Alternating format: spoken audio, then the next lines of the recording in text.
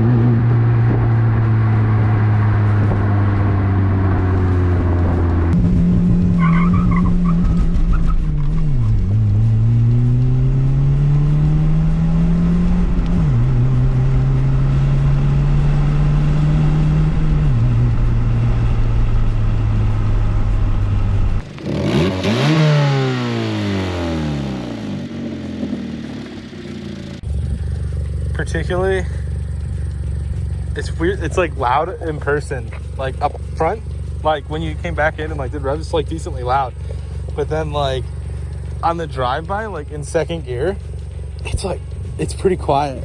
Like, for having like part of the exhaust cut off, it sounds like you might have a leak like up in front. That's what I'm thinking, because I hear more out here than I do back here. Yeah, it'd be interesting to see how it sounds like with mufflers on it, or like running with that leak. But either way, I'll get the exhaust leak fixed at the same time that I do the muffler weld, and I'll send you a video. Right. Maybe we'll do like a round 2.